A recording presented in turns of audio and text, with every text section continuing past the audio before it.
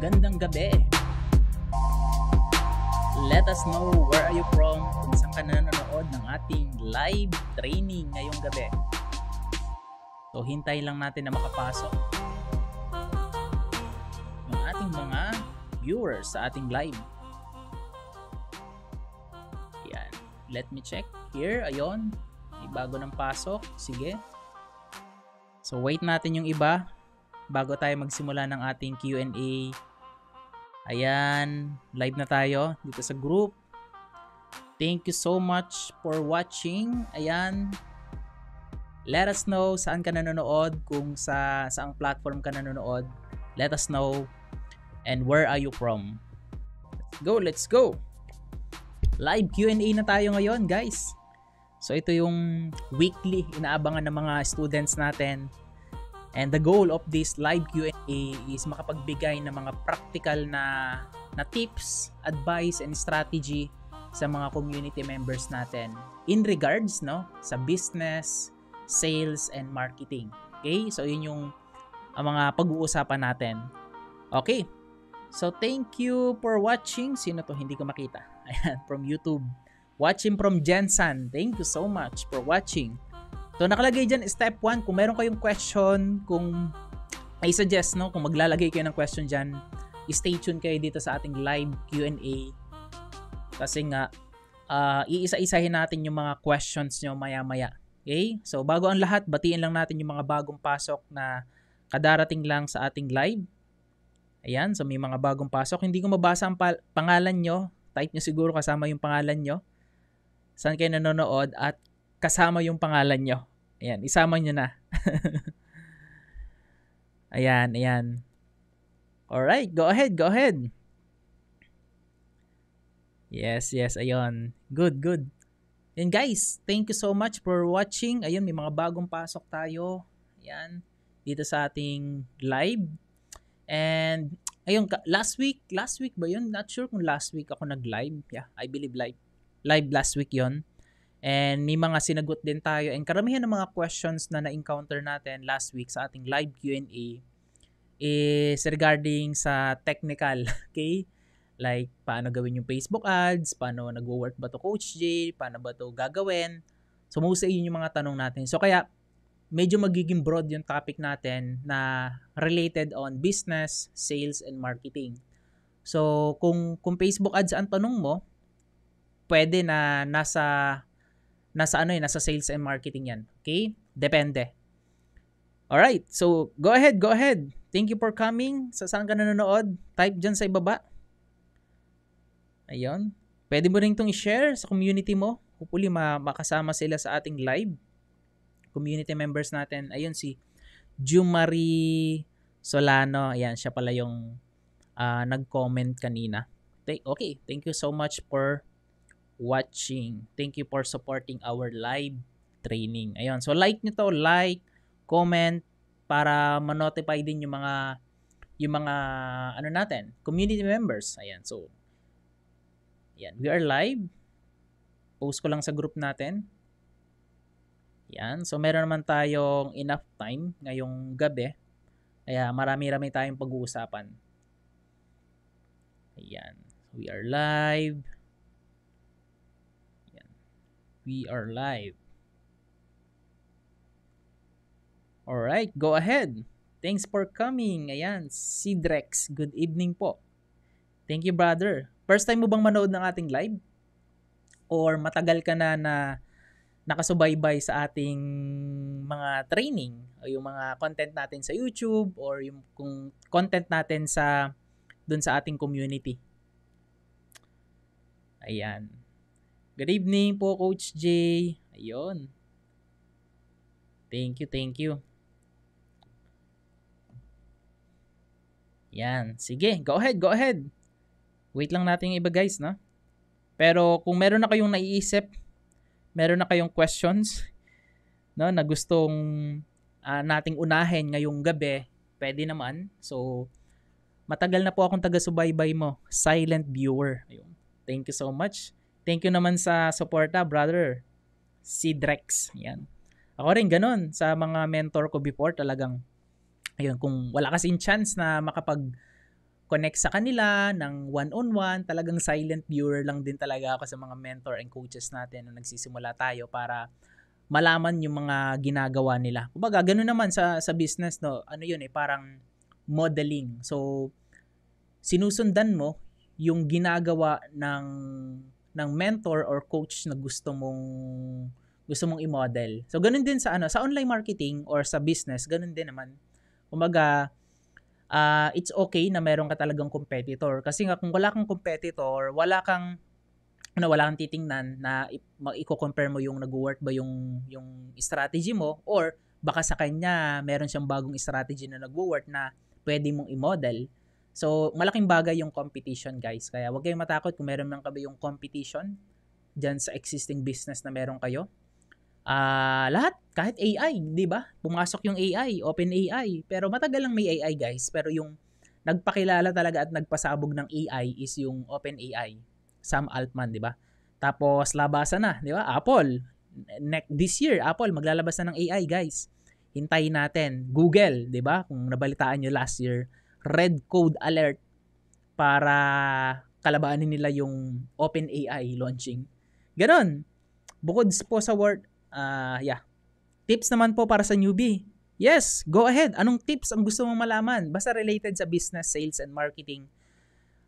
Specific questions para yun din yung specific din yung sagot na ibibigay natin. Yun, thank you so much naman sa 20 plus live viewers natin. Ang bilis Okay, so go ahead. So sa mga hindi ko pa nabasa na katanungan, ayan, so ang dami na pala nag-comment. Sorry naman. Been watching you po, Coach J. Shout out sa mga aspiring media buyer. Ayan. I'm also a creator but also a video rental business owner. Yeah? Traditional business. Ayan. Kapag starting, try nating i-flash sa screen. Ayan, nakikita niyo ba? Facebook user. Pero hindi ko alam yung pangalan niya. So, doon kasi sa group hindi lumalabas yung name. Pero yan, ang question sa kapag starting po ba mas maganda mag-broad targeting or with detailed targeting na po agad. So, etong questions ni Facebook users is related to sa Facebook ads. Ayan. Sabi ko sa inyo, karamihan ng questions itatanong dito mga Facebook ads Pero okay lang naman. Passionate naman ako na sagutin talaga yung mga challenges nyo. Kapag bago ka sa Facebook ads, dati mas okay yung talagang laser targeted. Yung hindi pa ganun ka powerful yung algorithm ng Facebook when it comes on targeting sa Facebook. Pero ngayon, ang sinasuggest na Facebook is as much as possible, broad, pero hindi naman yung sobrang broad na parang wala ka na talagang ka-effort na gagawin. Pwede mong i-test. Dalawa siguro, broad at medyo broad. Parang ganon. Yung broad targeting, usually yung ginagawa ko dyan is wala akong nilalagay na interest. Demographics and age lang. That's it. Ngayon, kapag medyo broad, lalagay ko naman yung medyo broad na interest. Sa mga simula, pag nagtetest ka ng ads, best yun. Para merong enough audience si Facebook to learn. Kasi kailangan ni Facebook ng enough data para mapag-aralan niya. So, hopefully mapakita ko sa inyo guys, merong whiteboard online. Whiteboard. Open ko lang whiteboard ko. Ayan. So, hintayin mo, brother. Ayan. Asa na ang aking whiteboard? Ayaw kasi mag-actual whiteboard Ayan. Whiteboard online. Here. Ito ba yun? Okay, sige, go ahead. Yung mga ibang questions you guys, sasagutin natin dyan. Ayun. So, pakita ko sa iyo ganito yan, brother. Ayan. Oops. Ayun. So, ayun, nakita yung picture natin. So, ganito yung dahilan bakit mo kailangan mag-start sa broad targeting. So, kapag broad kasi yung tina-target mo, ayan, usually ito yung Facebook, ayan. Sabihin natin, hindi ko na kaya magbilog ha. Ayun. So, bilog yan. Ngayon, ito yung broad targeting. Let's assume na wala kang nilagay dito. Age lang. Okay, or location. Location, age, ayan, and demographics and part. Ngayon, eto broad yan, wala kang ibang lalagay dito. Ngayon, kapag nag-laser targeted ka kasi, ang mangyayari, parang ito lang yung mata-target ni Facebook. Yung part lang na to. So, sayang yung data dito na pwedeng magamit ni Facebook para mag-learn siya. Ngayon kasi kailangan ni Facebook ng maraming data para mag-learn yung pinaka-ads mo, yung ad set mo. So, kailangan mo siyang bigyan ng enough data. Hindi pwede dito 100,000, very very targeted 'yon. Hindi enough 'yon. So, mas maganda start ka sa broad targeting. Okay? So, yun yung masasuggest ko, ito broad to. Ngayon, kapag meron kang ilalagay na interest, parang magkalahati na yan. Ayan, magiging kalahati na yan. So, dito maglalagay ka na ng 1 to 2 interest, which is ang tawag ko doon is flex targeting. So, 1 plus 1 interest. Pinagsasama ko yung dalawang interest para still, broad pa rin yung audience na ita-target ko. So, hindi ako tumatarget, lalo na sa simula. Hanggang ngayon, kahit na matagal yung ads ko, hindi ako nagta-target ng very targeted na audience. Kasi napansin ko na una, kukunti lang yung audience. Kapag naubos na yung audience na yon, wala na yung tawag doon, ubos na yung audience na yon, napakitaan mo na lahat, diba? Sayang naman na sana meron pang other audience si Facebook na papakitaan pa ulit. Yun, hopefully makatulong to, brother or sister. Hindi ko nakita yung pangalan mo. So, yun yung approach natin. Yup.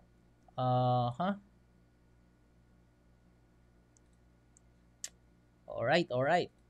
So, next. Sagutin natin. Ayan, dami pa lang questions, no? Coach J, pag resort ang business, ano po ang magandang diskarte? Yun, kapag resort ang business mo, ano bang resort yan? Anong klaseng resort? Meron kasing resort na swimming pool, merong resort naman na parang pinapa-Airbnb, meron din naman talagang mga resort na parang mala hotel. Ayan, so anong klaseng resort? Pero kung resort, unang-una kasi, kailangan yung resort mo maipakilala mo. Kung malaki yung resort mo, okay, meron kang budget sa ads, okay, ang pinaka-best is hanap ka or collab ka sa mga content creator na pwedeng mag-review dun sa resort mo. Tapos, iyon yung gamitin mo para sa brand awareness. Ayan, aware ba kayo sa brand awareness, guys? So, ang brand awareness, hindi yan para bigyan ka ng sales, bigyan ka ng kung ano man. Ang goal ng brand awareness is para ipakilala, okay? Ipakita yung services mo, product mo, or yung traditional business mo sa mga tao. So, parang parang massive awareness. Kaya kung magraran kayo ng ads, guys, usually makikita nyo yan dito. Pakita ko dito sa screen.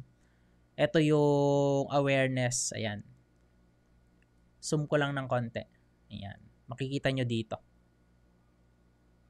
Ayan. Here. Pakita ko, guys. Ayan. Share screen ako. Ayan. Ito yung awareness. Okay? So, create ka ng campaign, tapos awareness. So, mapapansin nyo, guys, sa awareness, ito. Maliit lang yung budget mo, pero marami ang potential na makakita ng ads mo. Here, dito sa level na to, ad set level, di ba? Awareness ang sinelect ko. New awareness campaign. So, dito mo malalaman kung ilan na yung population ng Pilipinas na gumagamit ng Facebook. Okay? 99.600,000. Based dito sa age 18 to 65 plus. Yun lang yun. Dito ko lang chinecheck kung ilan na ba yung population sa lugar na to. Kasi nandyan naman. So, dito, Philippines yan. So, kung brand awareness, ayan, makikita mo dito, 14 to 41,000. Okay? 40,000. Sabihin na lang natin. Ngayon, sobrang dami nito, guys. Pero alam nyo ba, yung budget na nakalagay dito, 200 lang. Kung gagawin mo yung 2,000, okay, ito na yung makakakita. 138 to 399K reach. Okay? Reach people na pwedeng mapadaanan ng ads mo. So, ayun yung awareness. So, kailangan yung content yung creative na gagamitin mo para dyan sa resort mo is something na una yung makikita dun sa ads dapat kilala kahit papano, influencer, ambassador, o kahit hindi naman, kung mga nagsisimula, mas maganda is review ka agad. Okay? Parang feedback or ipakita nila mismo yung experience nila doon sa resort business mo. Yun. So, wag mo na kasi pag nag-viral to, kumbaga maraming nag-share niyan, maraming nakakita, 'di ba? Ano na 'yun? Doon na yung next, recommend. Madidiscover ka na kung ng kanino man, okay? At marami nang makakakita. Ayun. So, yun lang yung proseso doon, guys. Pag sa ganung setup. Alright. Next. Ayan, dami palang questions. Mauubos ba natin to? Sige, dahan-dahan lang. Ano po bang mabibigay niyong strategy sa newbie na media buyer? Ayun. Good questions to. Siguro ang mabibigay ko at marirecommend ko, panoorin mo yung content ko sa YouTube. Ang title nun is, medyo mahaba kasi yun Kung i-explain ko dito isa-isa, medyo sayang yung ibang mga katanungan.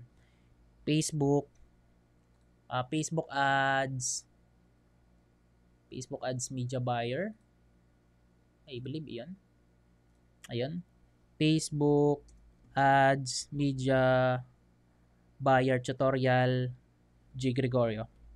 Tingnan natin. Ayan, ito. 1 year ago. Tapos ito, panoorin mo ito, 5 months ago. Ito, isa sa mga nakakolab ko si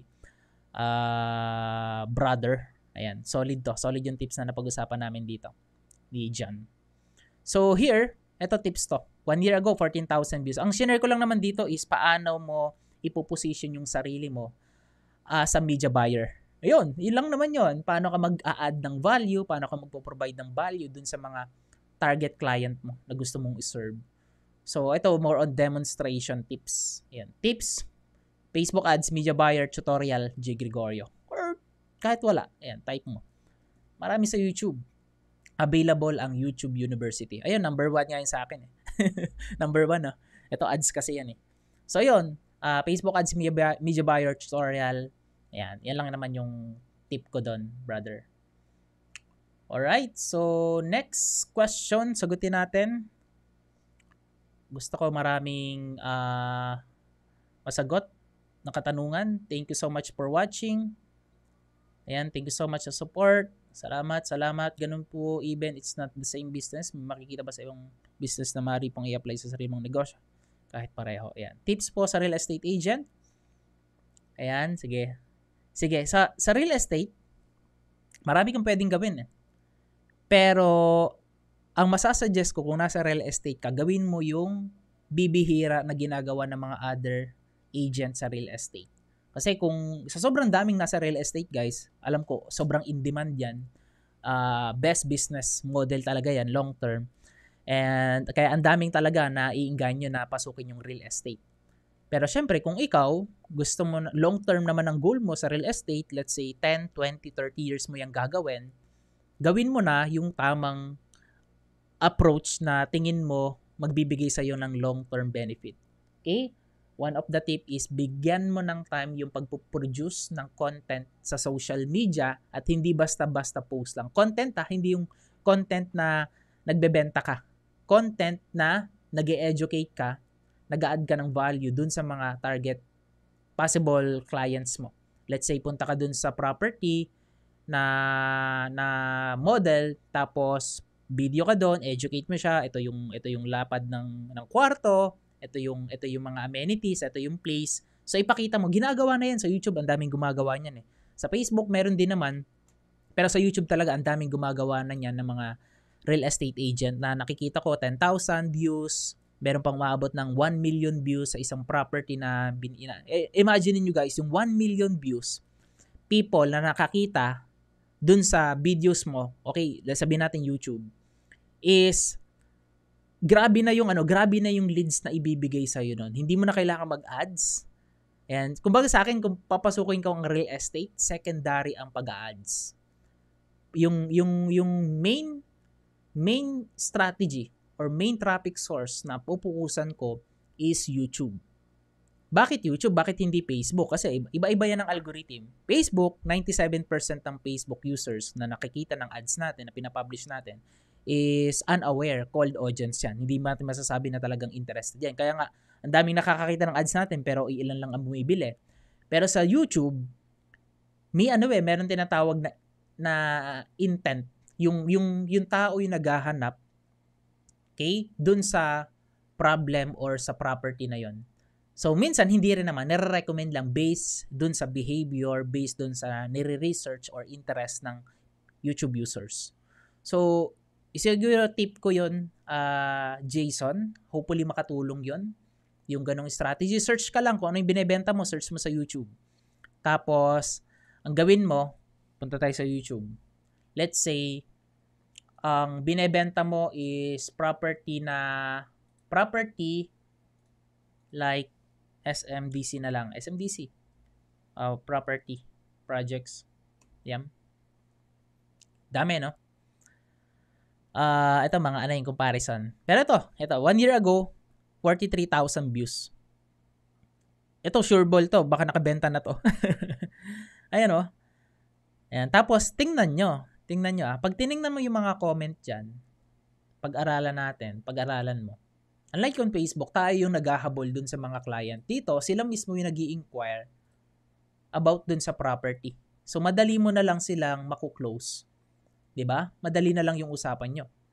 Ayan, hindi ko na ipi-play yung video. Tapos, sobrang iksi lang, guys. So, wala pang 2 minutes to. Tapos, 43,000 views. Diba? 27. O, yan, oh. Sir, how much po yung magagastos sa ganyang interior? Ayan. Cash flow, renting property. So, mga interested to. So, pwede ka nang mag-connect sa kanila. Ay, nire-replyan niya, di ba? So, ganun yung isang strategy. But then, yung mga content mo, i-repurpose mo yan sa other social media. Like, pwede mong gawing reels, pwede mong ilagay sa TikTok. Diba? Yun yung maganda. Kung baga, nagsimula ka, pero marami yung tatamaan. Hindi matatamaan. Marami yung magbe-benefit. Okay? So, nag-publish ka ng isang content, pero pwede mo siyang ma-repurpose sa multiple platform. Yan. So, start sa YouTube, mahabang content, then i-repurpose mo yan, yung mga shorts content na yan sa Reels, TikTok, and so on. Pwede mo rin i-re-upload sa Facebook page mo or profile yung mga pinapublish mo. Yan. Haba ng tip ko, no, sa Jason. Sulit ba yan? Ayan. So, Sir J, tip po sa target demographic kapag car dealer. Ayan, car dealer. Nagbebenta ka ng sasakyan? Okay naman na i-target yung mga brand ng sasakyan. Ayun, target mo. Tapos i-target mo rin yung mga influencer na kilala na nagre-review ng sasakyan kung meron man dito sa atin. Pero ayun, usually ginagawa ng mga car dealer, di ba? Yung mga tina-target nila, Toyota, Hyundai, basta yung mga big brands, Ford, and so on. Malaking malaking audience yun kapag chinek nyo sa interest ng Facebook ads, malaking audience yun. Ngayon, ang daming pwedeng gumawa nun na similar sa targeting na ginagawa mo. Kumbaga, na lang bonus na lang kung ikaw lang yung nagta-target doon. Pero aminin natin, ang dami talaga nagta-target ng ganung interest. So, one tip na maibibigay ko sa'yo, brother, is galingan mo. Okay? Huwag kang magpapatalo pagdating sa positioning ng message mo dun sa ads mo. Okay? So, yun. Kailangan magaling ka dun. Traffic campaign, how much daily budget? Depende sa goal mo. Ayan, depende kung ilang visitors ba. Traffic campaign, guys, hindi kanyan masyadong bibigyan ng benta. Multiple times ko na yung na-compare. Nag-run ako ng ads, 1,000 pesos. Traffic campaign, ang benta isa. Hindi pa break even, lugi. Nag-run ako ng 1,000, sales conversion, ang benta 5. Mataas yung ROI.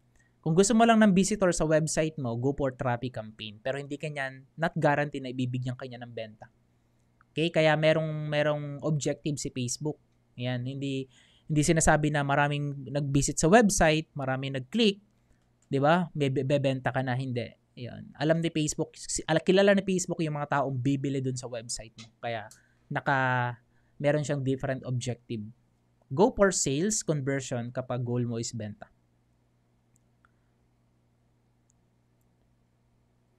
Loan. Ayan. Kapag targeting, puro targeting, no? Kapag loan, try mo yung mga bank. Mga big banks. Ayan. Try mo yan. Basta anything na related sa financial. Ayan.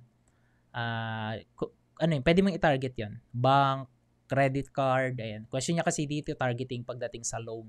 Medium and large enterprise. Yun. Ayan. Hi Coach, real estate question, what's the right targeting sa ibang bansa pag sa local na target namin maraming inquiries? Pag outside country, halos walang nagkakaroon ng interest. Depende ito sa country. Kapag yung wag nyo rin kakalimutan na ilagay yung language na Filipino. Pag hindi nyo kasi nilagay yon, kung sino-sino lang yung makakakita ng ads nyo, baka nakakakita mga Arabo, yung ina-offer mo, SMDC, hindi naman sila interested, di ba? Meron silang sariling property doon sa lugar nila. So, yun, language. Tapos, depende rin sa country kasi pag yung country like US, mahal talaga yung ads doon. Meron din namang mga country sa Asia like Hong Kong, Saudi, ayan, sa middle part ng Middle East na medyo mababa yung cost ng ads. Singapore, medyo mahal na rin yan. South Korea, ayan, mahal yan. Nasa top list yan. So, target mo lang yung 2 to 3 country at a time. Huwag mong pagsama-samahin or pag-mix yung mga country like US, tapos kasama yung Asia, lahat ng country nilagay mo na. Mahirapan kang i-identify yung saang country ba ang mura yung ads at merong nag-i-engage. So, yun. Tapos, lakihan mo yung audience mo. Okay? Kapag ganun, siguro wag mo nang lagyan ng interest kasi kung kabayan lang mo yung target mo, language lang ang kailangan mong ilagay dyan. Konting tips, yun. Nabigay ko na Jason. Shout out po, Coach, watching from UAE. Mountain Resort, sir. May pool at may rooms din. Yes, parang familiar ako dito. Mountain Resort. Ayan. Parang narinig ko na yun. Nadaanan ako sa newsfeed ko. Yeah. Yun. Nabigay ko na sa yun. Brand awareness. Ang dami dito, Coach Jay, konting tips para sa new real estate agent po. Thanks a lot. Yun, nasagot ko na to kanina. Hopefully, makatulong sa yun, Brother Jason. Ma-apply mo yung, ayun. Sa akin kasi, yun lang yung tip Gawin mo yung hindi ginagawa ng iba. Content. Kung gusto mo pang mas mag-level up, okay, kailangan meron kang, real estate kasi kailangan meron kang website. Okay, not the funnel, website. So, ito yung question niya. So, anong magiging benefit kapag meron kang website? So, meron akong mga student, hindi ko na lang siguro ipakita, pero usually ganun yung ginagawa nila. Meron silang website, tapos sa website nila is nandun lahat yung mga property, yung listing nila. And then, ang domain nun, hindi domain ng SMDC by ganito or property by ganito.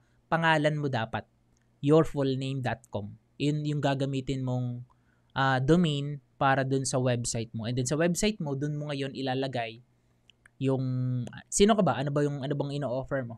Okay? So, parang sa akin, makikita niyo sa website ko, guys. Ito yung sample of website na how it works. Ito yung website ko. So, pag pumunta kayo sa website, kilala niyo na kung sino si Coach J. Isa akong entrepreneur, digital marketer, and full-time daddy. Yan, di ba? So, tapos nilagay ko na rin dito yung story ko. Yan, merong clear call to action.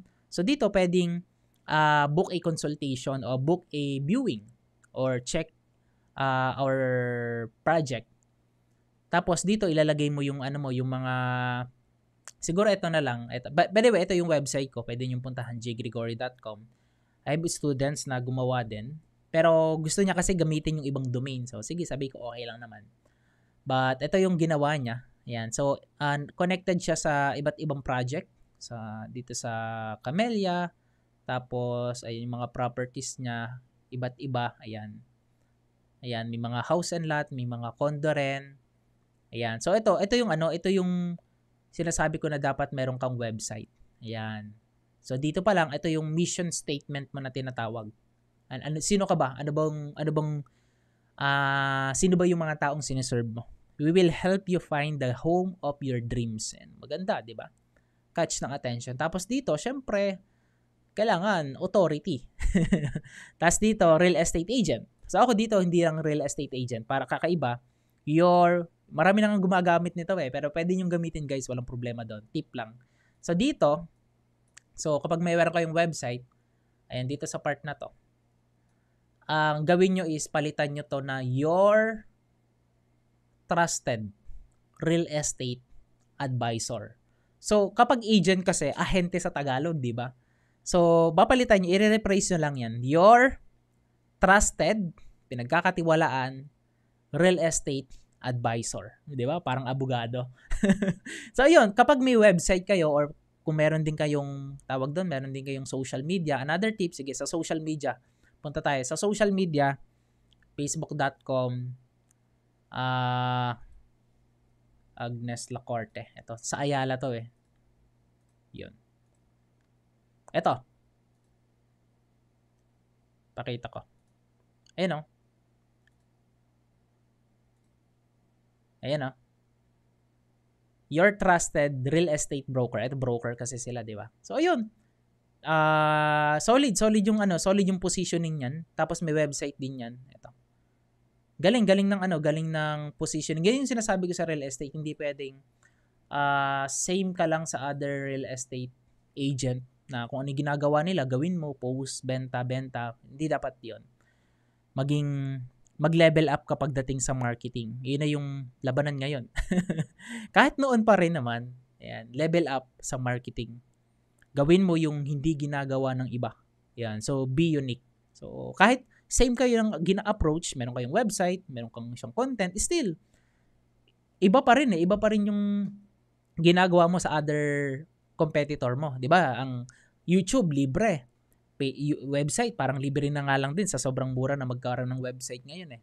Pero kung titingnan mo, kung magkakaroon ng website compare sa walang website, anong difference? Ikaw, meron kang online property na meron kang titulo. Like, nakapangalan sa'yo yun eh. jgregorio.com sa akin. Titulo mo yon sa online. Kung wala kang website, wala kang title, wala kang lupa sa online. Social media, hindi mo yan titulo. Nakikigamit lang tayo ng social media like Facebook, YouTube, Instagram, TikTok. Nanghihiram lang tayo. So, you need to identify ano bang yung mga tools, platform na ikaw yung makakapag-control and ano bang yung mangyari sa'yo pa rin yun. Ikaw yung magde-decide ng content dun at walang other competitor na makakapasok dun kundi ikaw. Tapos sa website mo, lalagyan mo ng ng live chat. Diba? Kakaiba yon. Something unique. Thanks a lot. Yep. Hello coach, ano po ba yung mas accurate na method? Yung kung banggitin to eh. Pero yun yung BBM method na lang. BBM method or detailed targeting. So, mas accurate detailed targeting kasi meron kang data nilalagyan doon. Alam mo yung mga taong kausap mo, kilala mo. So, pero syempre si Facebook, sabi ko nga nagbabago-bago yan. Minsan si Facebook mas okay na walang targeting. Si Facebook, minsan, mas okay na merong targeting at least isa. So, nakadepende pa rin yan talaga sa'yo. And magkakaiba kasi tayo ng Facebook ad is available to anyone. But Facebook ad is not the same. Hindi siya same na pare-parehas tayo ng resulta na mangyayari kapag nag-ads ka. Nag-ads din ako. Hindi siya equal, kumbaga. Okay? So, test mo yung dalawang yon. Hindi ko masasabi kung ano yung hindi ko masasabi yung pinaka-effective, pero accurate detailed targeting. Sobrang helpful po ng mga YouTube videos niyo, sir. Sobrang clear po ng explanation. Salamat naman po sa nyo.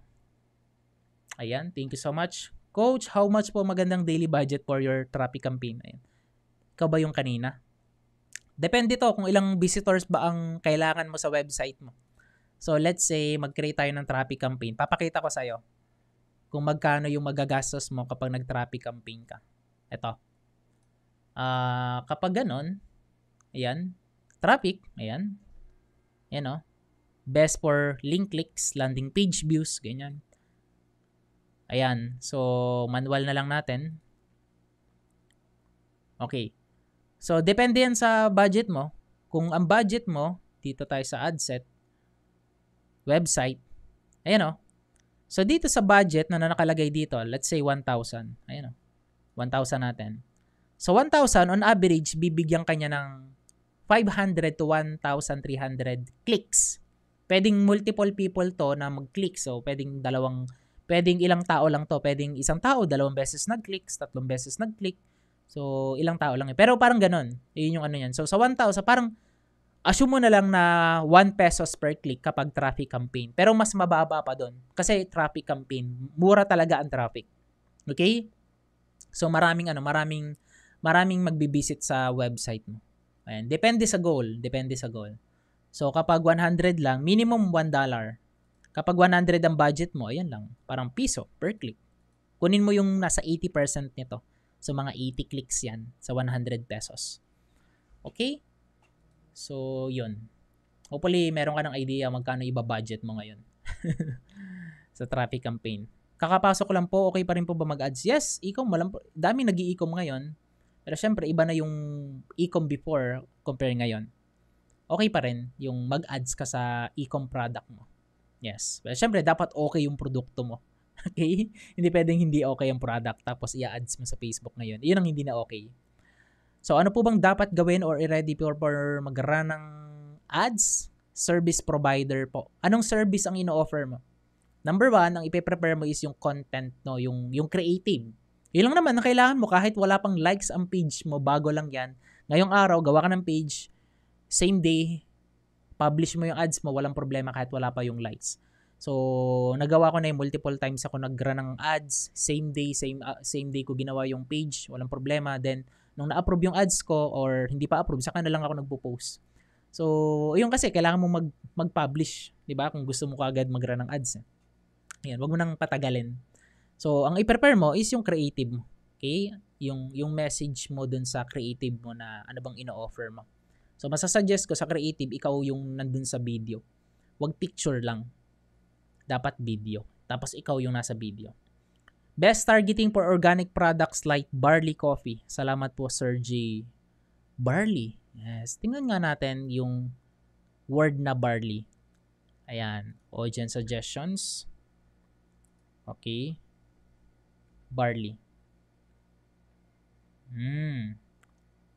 Walang barley pero green barley. Ayan. Siguro kasi wala yung specific keyword green barley, wala. Organic drinks or yung mga organic food or brand na pwede mong i-target. Ayan. Anything basta organic. Yung drinks, juice, ayan. Or coffee. Ayan, coffee. Pwede mong i-target yon. Kasi yung mga tao mahilig mag-coffee, naghahanap din yan ng mga organic coffee na pwede nilang matry. So, yun. Best targeting yun. Tapos broad targeting yun. Much better broad yun. Coffee, type mo coffee, broad yun. Or kay Starbucks, targetin mo. Mas related, di ba? Starbucks. Coffee bean. Starbucks, interest, worldwide. Sorry, ito. Pakita ko sa inyo guys gaano karami yung interest ng Starbucks. Ito, chinecheck ko kanina. 500 million. Ayan Dami. Pero worldwide to guys. Sa atin, ang taong may interest sa Starbucks dito sa Philippines, nasa Philippines tayo, here, Starbucks, ito yan. Ito yung estimated audience size. Ayan, based dun sa location na nakaset. 17 million. Ilang percent? 17% ng konti pa yan konti pa yan. Lalaki pa ang Starbucks. Ayan, pwede may target Starbucks, tapos suggestions, ayan, malalabas na dyan ng mga coffee, again, pwede mo rin tong i-test yung mga ito. Pwedeng 2 to 3, mix mo yung mga interest na to, brother Gem. Okay? Alright, next, questions. Mukhang hindi maubos yung katanungan natin. Nandiyan pa ba kayo? Ang dami nagko-questions. Sige, bibilisan natin para masagot natin lahat ng katanungan nyo. Coach, may e-com business? Wala. International e-com? Hindi, dropshipping, wala. Hindi ako nag-international dropshipping. Local. Kapag e-com business, fashion, accessories po, okay naman siya sa Shopee. Pero paano po gusto na magkaroon ng sales? FP, masasuggest nyo ganito. Kapag mga fashion, mga damit ang binibenta nyo, una, kung kaya mo mag-Facebook Live, mag-live ka. Yan. Effective yon. Pangalawa, mag-run ka ng ads pero send message. Then, mag-place ka ng placement sa Instagram, then sa Facebook din. Ayan. Pag website kasi medyo mahirap pag mga fashion. Like lalo na mga sinusuot yan. Kasi ang dami nilang katanungan, mga anong size. Pero syempre, yung mga big brands kasi na like yung mga big brands na hindi na nila kayang i-handle yung sobrang daming inquiries para ibenta yung product nila sa page. Like Shein Ano pa ba isang big brands international? Gymshark. Wala silang send message campaign. Lahat ng ads nila is conversion kasi meron silang website. Okay? Familiar ba kayo sa Gymshark? Papakita ko sa iyo ano yung Gymshark. Ayan. Hopefully nandito pa yung data ko. Pero last tracking ko sa Gymshark is ito yung sales na na-generate nila. Nandito pa ba yun? Check ko ha. Wala na. Sorry naman. Ayan. Pero Gymshark ano yun? Clothing brand yun na multi-billion dollar brand. Okay, ganun sila kalakas. Siguro, parang ganun sila bumebenta Ganun yung benta nila. Umabot na ng billion per month. Worldwide. Hindi ko alam, word or monthly yun. Yearly. Last tracking ko kasi ang lakas. Alright, so next. Maraming salamat po. Maraming salamat Coach J. Thank you Coach J. Coach, tipo sana sa effective at accurate na ad setup, ads manager. Chris, hindi ko kasi maibibigay yung effective na or accurate na eksaktong mangyayari kapag nag-run ka ng ads. Yan. Nakadepende pa rin yan dun sa data na ibibigay sa iyo ni Facebook. So, sundan mo lang yung mga training ko, yung proper way. Kung ang objective mo, sales ka. Diba? Sales, conversion. Then, syempre, dapat may website ka. Then, yung website mo, merong yung maayos na landing page, high converting landing page, madaling makapag-order yung mga customers mo, nandun lahat ng details. So, hindi lahat nakasaalang-alang yung ads natin sa ads manager. Kumbaga, tingnan mo lahat ng proseso. Kumbaga, sales process yan eh. Yung taong makakakita, yun yung mga taong itatarget mo. Kumbaga, part lang yung Facebook ads ng sales process. Kasi yun yung tool para maka-generate tayo ng traffic. And pag naka-generate tayo ng traffic, pag binato ni Facebook yan sa kung saan man, sa page mo, send message, yung mga tao mo ba, kaya bang i-handle yung mga questions nila? Kaya ba nila mag-close ng sale sa chat? Kung website naman, kaya mo bang maibenta yung product mo sa website nang hindi mo sila nakakausap? So, yun yung, siguro, dun magiging accurate at effective yung ads mo kapag na i-position mo, in-a-hole yung buong proseso mo ng tama. Okay, Chris? Yun. Yes. Pero coach, sa traffic campaign po, malaki na po ba yung budget na 1K? Depende sa budget mo. Pwedeng maliit yung 1K, pwedeng malaki na yung sa iba yung 1K. Yan. Yung iba kasi may budget 1K per month. Yung iba naman may budget 1K per day. So, di ba? Yun, nakadepende. Nakadepende sa'yo. Yep. I have staycation, FB page at magandang ad set. Yan. Staycation. Yan. Yung mga taong, kapag staycation, yung mga taong mahilig mag-staycation. Okay, target mo yung mga hotel or resort din. Pwede mong i-target. Siyempre, hindi naman maganda yung tama yung targeting mo. Tapos pangit yung creative mo, wala silang naintindihan dun sa ads mo, hindi nag-resonate sa kanila. Hindi rin magko-connect. Hindi ka rin makakukuha ng booking. Kailangan maganda yung nakikita nila dun sa ads mo. Ayan. About staycation yung questions niya. Real estate partner, galing ng tips. Thank you, Josephine. Dami kong natutunan. Di talaga sayang oras ng pagtambay. Ayan. Ayan. Like na lang. Like. Malaking bagay na to. Real estate, salamat. Ano po ang dapat targetin at ilan ang dapat ilagay sa target? Real estate ulit. Ayan, depende kung sino yung tina-target mo. So, ano yun? Wait lang. Merong targeting na tatlo. Maraming method. Siguro pinakamabilis na method. Yung 1 method, itong 2, tapos ito 3. Ito yung B. Hindi ko nasusulat. Ang hirap magsulat. Naka-mouse lang ako. Broad targeting. F. Ayan. Flex. Ito yung 1 plus 1. Ayan. So, dalawang interest na to. 2. Limit mo lang to 2. Ayan. Para maintindihan mo yung tina-target mo. Ito naman, precise. P. So, 1 interest.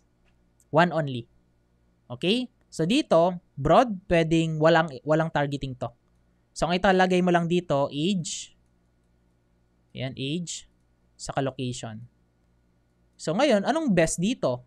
Lahat ito, itetest mo. Ayan, itetest mo lahat yan.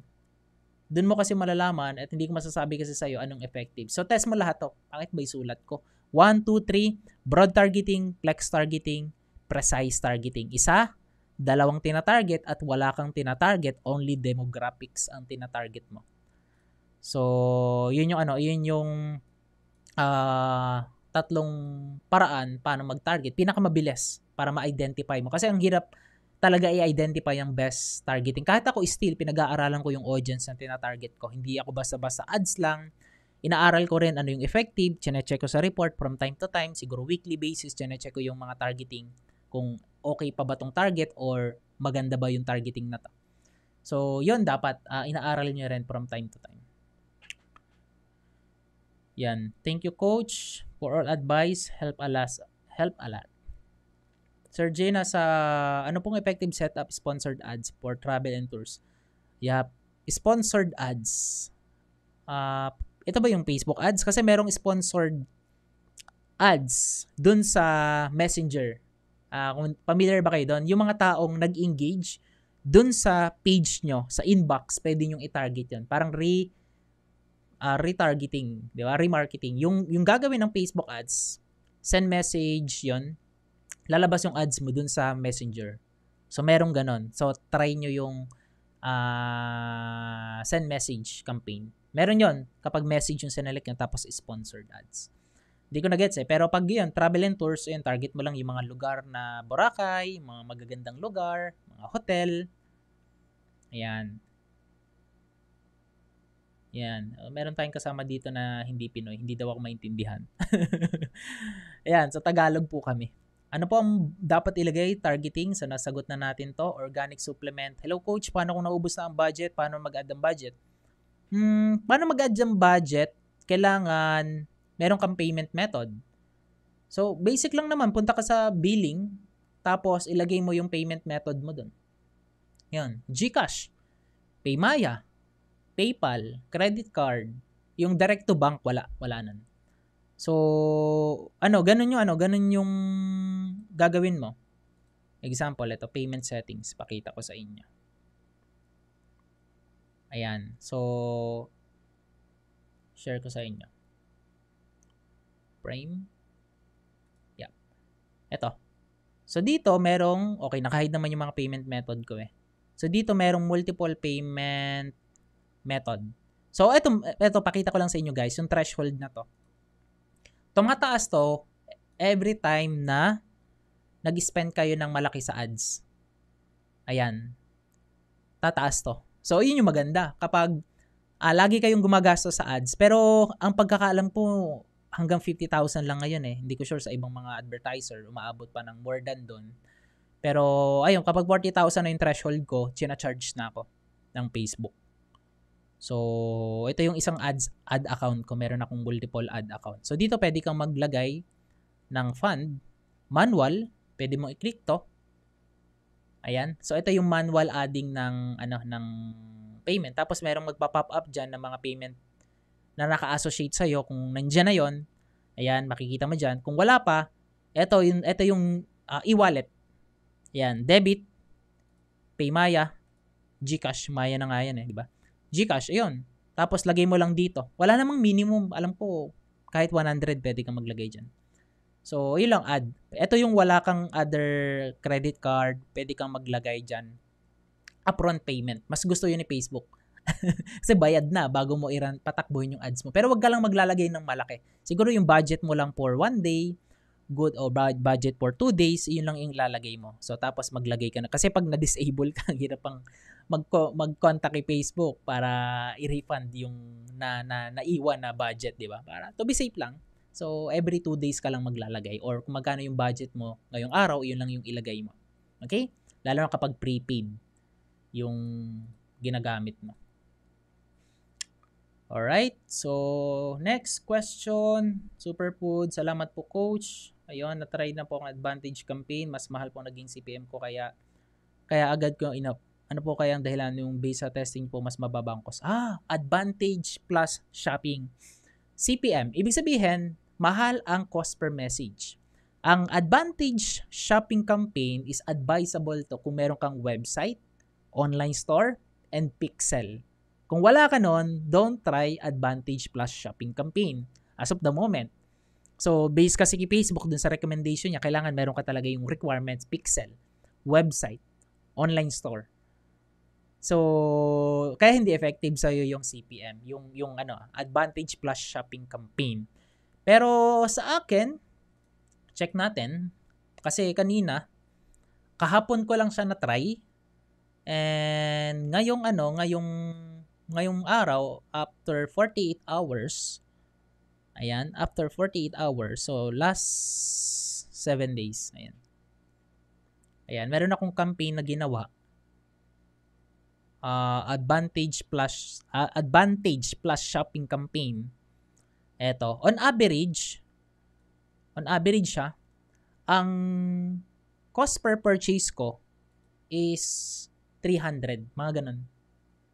Pero nung tinry ko yung advantage plus shopping, ito wala pa tong 2 days nagra-run, 76 CPP. Ganon, effective sa akin. Pero syempre, hindi ko masasabi na effective din sa'yo. Yun, kailangan meron kang website. And dapat sa website mo, high converting din ang website mo para matulungan mo si Facebook na makakuha ng benta. So, ayun guys, advantage plus shopping campaign. So, anyone here, ngayon lang narinig yon, hindi familiar? Pwede kong i-demo sa inyo ng mabilisan.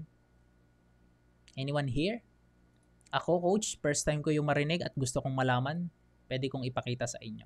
Create kayo ng campaign, new. Then, sales. Okay, dapat may website. Dalawa na dyan nagpa-pop up. Streamline, tailored, best practice again. Mas click nyo to. Continue.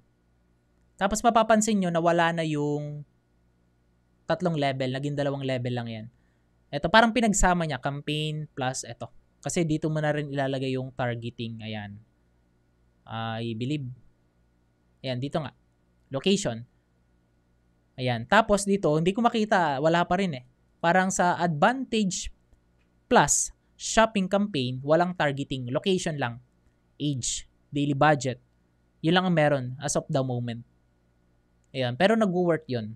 Diba? Kasi ang advantage plus shopping campaign is powered by AI algorithm ni Facebook. Kahit wala ka nang lagay na targeting, Facebook nang bahala. Pero meron siyang requirements na kailangan ilalagay mo, meron kang custom audience na lahat ng bumili sa'yo. Na meron kang parang custom audience. Kung hindi kayo familiar doon, gawa kayo ng custom audience and then isegment nyo yung mga taong bumili na doon sa website nyo. Nasa custom audience lang yon. So, ilalagay nyo yun doon sa settings. Ayan, punta muna tayo sa settings. Tapos, ayan, add account settings. Tapos, dito may makikita kayo. Sa baba ba yun? Ito to. Advantage plus shopping campaign. Ito. Create nyo kung wala pa. Existing customers. Based on custom audience to. Yung mga taong pumunta dun sa thank you page or yung mga taong nag-purchase. So, custom audience, nandun yun, yung custom. Okay? So, madali lang naman yun. Yep, yun yung proseso para tapos i-publish mo na, same lang naman yung pag-create ng ad level. Yes, meron tayong course doon, 2 course, Facebook Ads Strategy, tapos yung Facebook Ads Mastery doon sa membership natin. So, punta ka sa negotionetwork.com/499 yan, to access yung mga courses natin. Yun, yung iba na skip ko na yung question, coach, paano pag walang landing page? Tapos, advantage plus shopping, wag mo munang itry. Stick ka dun sa dati mong ginagawa. How long should we run ads for testing creative based on your different budget? Gaano katagal? Pwedeng 1 day, okay na, alam mo na yung panalo dyan. Pero syempre, kailangan mo ng budget for testing. Test for 1,000. In 24 hours, meron ka ng data na masasabi na effective to or hindi siya effective. Kasi enough na yung makakakita na tao nun. Pero syempre, yung iba sinasabi 24, 48 hours, 3 days. Ayun, siguro yun yung maliliit na budget like 200, 250, 300 a day. Ayun, kumbaga, shortcut mo lang naman. Ayan. So, yung creative, ayun. Yun yung pinakamabilis benchmark. How long? And how long, depende to, hanggang bumebenta yung ads mo at effective. Huwag mong siyang ikikil. Tuloy-tuloy lang. Hindi po maganda yung maraming audience. Yes, tama. Hindi po maganda kasi maguguluhan, bukod sa maguguluhan si Facebook, maguguluhan ka rin to identify effective ba to. Example, tinarget mo real estate, nasa real estate ka, property, investment, banks, credit card. Ngayon, kapag magraran ka ng ads, ulit, isipin mo, ano kayang interest yung effective dun sa tinarget ko nung nakaraan. So, sobrang dami mong nilagay, hindi mo na alam, di ba? Yun yung chat. Kasi si Facebook, walang, ang binibigay lang niya dun sa report, yung placement, yung location, yung age, demographics, dun yung kung saan merong bumibili or merong pumapasok na leads. Pero yung data sa actual interest, saan nanggaling yung sales, inquiries, alam ko wala pa hindi ko sure. Check nyo sa reporting. Hopefully meron na. Organic marketing, hindi ko pa napag-grow ang page ko using organic marketing Siguro, ayun, hanap ka sa YouTube, how to grow my Facebook page using organic marketing. Ayan. Pero alam ko, ano lang naman, content lang naman talaga yan. Ecom business, ano po ang kayang magandang budget for this? Yung accessories po is collection of magandang strategy na i-target po. Ecom business. Hindi ko kasi alam kung landing page ba ang ginagamit mo or creative. So, na-identify ko lang kung effective, maganda tong approach na to kung nakikita ko mismo yung product, actual creative. Doon ako nakakapag-suggest.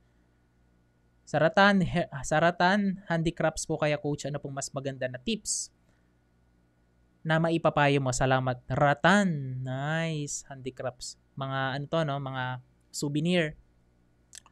Pwede mong i-target dito yung saan ba kayo naka-location? Ayan, pwede mong i-target dito yung, depende kung online yan, mas maganda. Target mo yung mga ibang lahi. Target mo rin yun.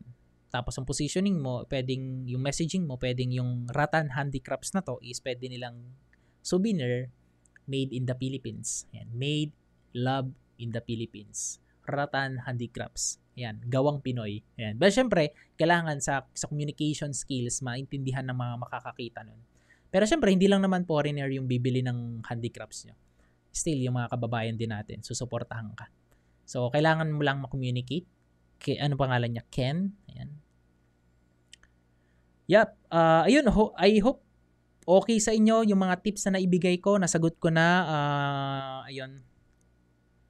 Coach, paggawa ng landing page, worth it po ba yung pre-landing page ng Google Sites? Wala na po yung Google. Hindi, yung Google nandiyan pa. Pero yung Google Sites na pre, wala na yon. Okay, kaya you need to invest sa tools. You can check negosyotoolkit.com or other tool na pwede nyong gamitin. Ang dami naman. Sa YouTube ko, marami kong na-share doon paano ako magsisimula ng website, paano ako mag-create ng website, ng landing page. Ang dami dong mga alternative. But isa sa mga marirecommend ko is Negosyo Toolkit yan. negosyotoolkit.com. Yan. All-in-one software for website, funnel, and system. Magandang gawin kapag yung ad fatigue. Ayan. So, parang ito yung common issue, no? Magandang gawin dito, wag mo naman i-kill. Siguro mag-test ka lang ng another, multiple, creative. Publish ka lang ulit. Then, change targeting. Kaya nagkakaroon ng ad fatigue kasi nga yun. Same people, same creative, same targeting, yun ang nakikita. Tumataas na yung frequency na multiple times na nakikita yung ads mo, wala naman silang ginagawa dun sa nakikita nila na ads. Kaya nagkakaroon ng ad fatigue. Napapagod yung ads mo. So, kailangan, huwag kang mapagod sa pag-test ng creative. Huwag kang mapagod sa pag-create ng bagong angle na itetest sa Facebook ads mo. Alright, salamat po Ken. Creative po siya, Sir Jay. Salamat. Alright, so, once again, thank you so much. Salamat. Maraming salamat sa mga sumuporta dito sa ating live Q&A. And hopefully, makita ko ulit kayo next week. And don't forget to like this video. Share sa mga kaibigan mo kung nakatulong ito. And magkita-kita tayo next week sa ating live Q&A. Thank you so much for watching and God bless everyone. Open pa po ba ang Negosyo Toolkit? Yes. Go to negosyotoolkit.com. Yan. So, check mo lang. Alright, so bye-bye everyone and keep safe kayo. Happy Sunday. tomorrow. God bless!